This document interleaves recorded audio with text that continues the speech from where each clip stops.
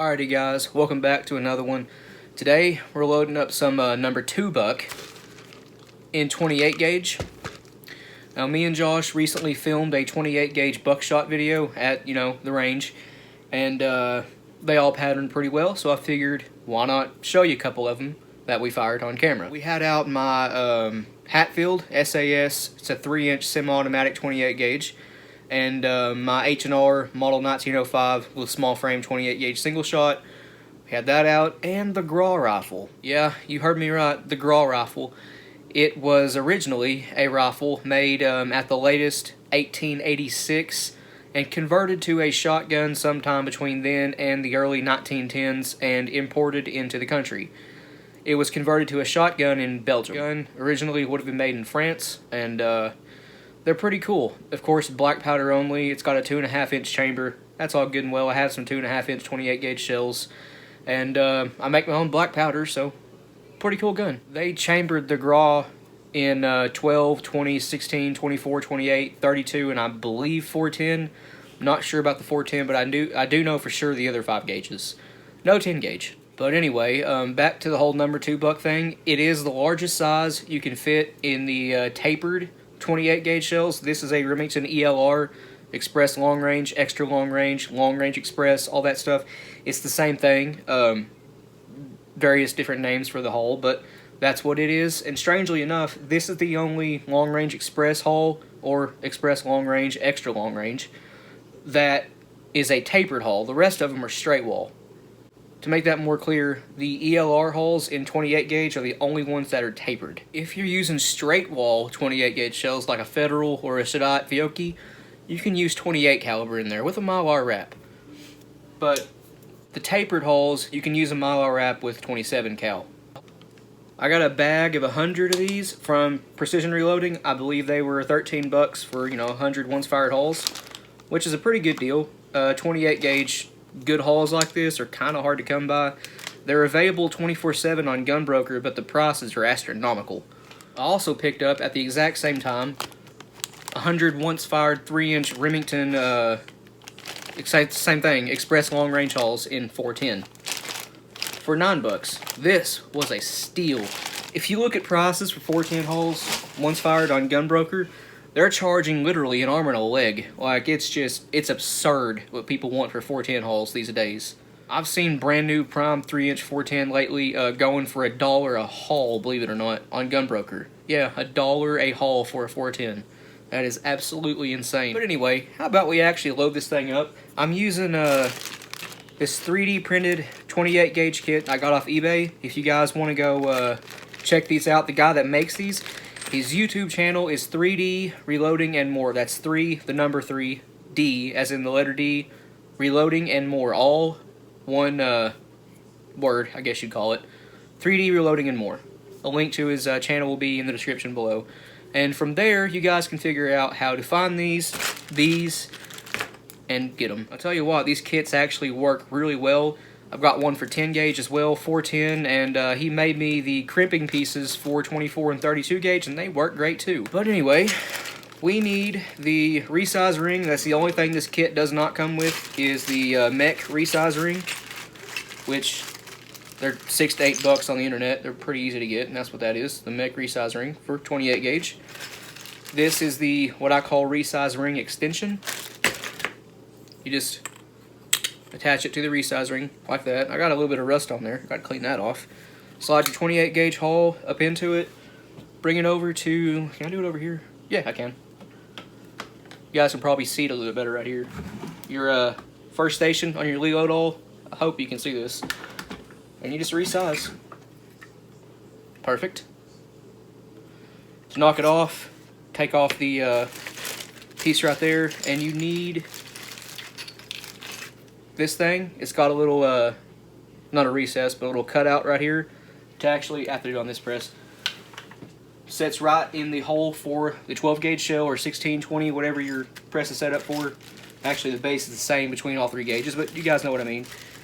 And you need your depriming punch. All you do is set your hull in there just like that. Slide your depriming punch in there and use the bottom of your pre-crimp tube to kick out the primer And this will also knock the ring off the shell. A little bit more. Primer got in the way. Spit primer fell on the floor. That's okay, I'll get it later. Then we have enough room to actually take the shell off now. Primer's out, and we are resized, ready for a new primer. We're using a Winchester 209. Go ahead and get it started. This kit also comes with a repriming punch. Set it right in there, and what I do is turn this piece upside down and just hold on here. There we go. We are now reprimed. So once you have your hull deprimed, resized, and reprimed, you need well, a powder charge. I'm using 15 grains of long shot. This is going to be a 3/4 ounce load with buffer. It's 10 pellets of number 2 buck. Again, that's 15 grains. Alright, there's our 15. The wad I'm using is the Claybuster red wad. It's meant for tapered hulls. Specifically, it is the CB 5034 3/4 ounce load -28 HS. HS implying tapered hull.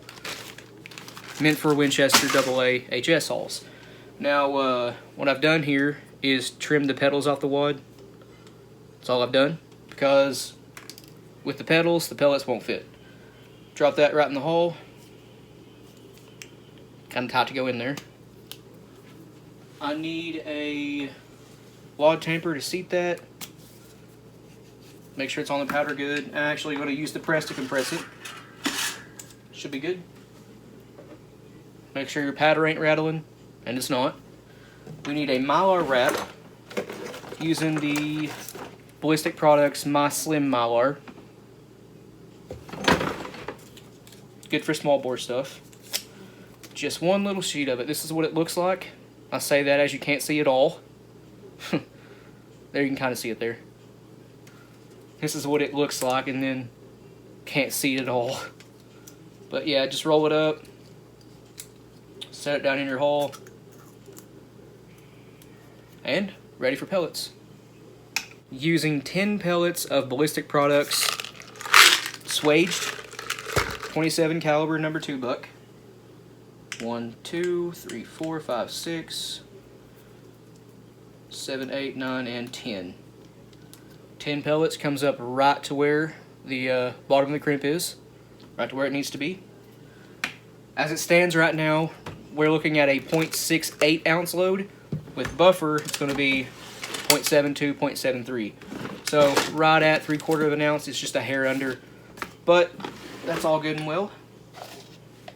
Never supposed to exceed payload weights with you know, your powder charge, but a little bit under, you're good to go. Using Ballistic Products mix number 47. Looks like 1 and maybe 1/4 scoops is going to get it. I just flung buffer everywhere. Yep. 1 1/4 scoops, got it. You just need to cover the top row of pellets about halfway. Anything more than that, you're just kind of wasting buffer. But need a 28 gauge nitro card. Using 1 small sliver of it. These come in sections of 3. I have the .125, which is an 1/8 inch thickness. Using 1 little sliver. Go right on top. That's going to get you a really nice looking crimp and keep the buffer in. The press, of course, comes with a you know, pre-crimp right here. And for that, you just want to squeeze it on down there. You can also use the press to do it, but looking pretty good. Now, your final crimp tube. Add some pressure to that. Alright, you should have your pre-crimp closed up, your hull closed up pretty good.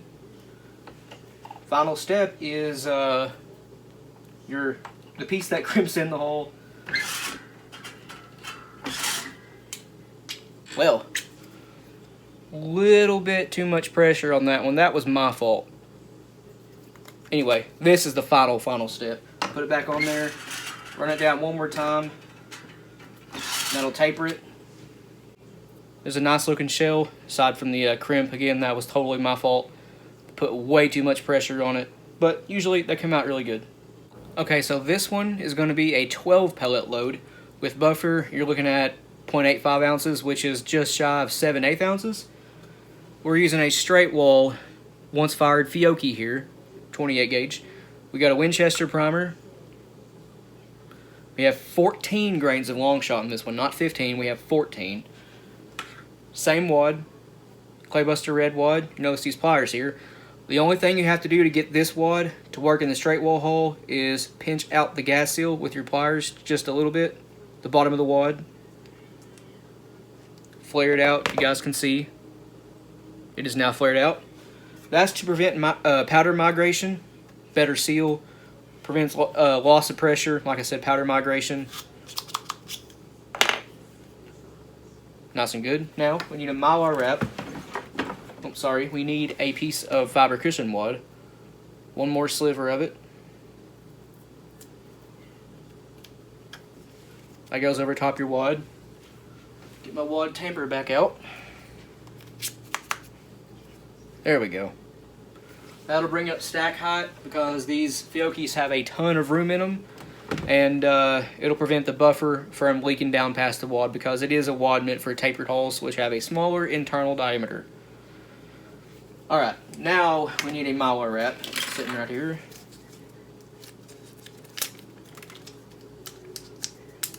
Roll it up, drop it in there. Alright, now we're ready for our pellets. They're in my pocket here, hold on. 12 pellets of Ballistic Products 27 cal number 2 buck. Got one in there, 2, 3, 4, 5, 6, 7, 8, 9, 10, 11, and 12. Make sure they're stacked evenly. And as you can see, 12 pellets comes up right to where we need to be for a good crimp. Again, using Ballistic Products mix number 47. And on top of that, we're using the last sliver of that 28 gauge nitro card. Right on top. So grab our pre-crimp, line it up.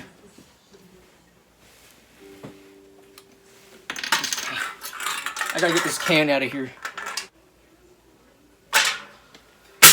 Alright, we have the shell pre-crimped. There it is. I was looking for that and it's right in front of my face, but anyway. Final crimp tube, bring it over here again. Bring it down to where it's almost closed. Grab your, cannot think of a name for this piece, but, you know. And here's how this one looks. Not bad at all. If I mentioned that was a Fiocchi hull, you know, when I started loading this one, no, it's a Shadite. And the brand that sold these was Spartan. I'm not even sure if that company's still around. Anyway, guys, the 28 gauge video me and Josh filmed at the range will be out shortly, maybe in the next week or two. Not really sure. There's a bunch of videos we filmed that are still waiting to go live. But anyway, please like and subscribe, guys. We always appreciate that. If you got any questions or comments, leave it in the comments section down below. Check out the description for a link to our Patreon. It's as low as $1 a month, and every penny we get goes right back into the channel. We also have an Instagram and a Rumble account, also in the description below, if you guys want to go follow us on there. But other than that, you guys take it easy. We'll see you in the next one.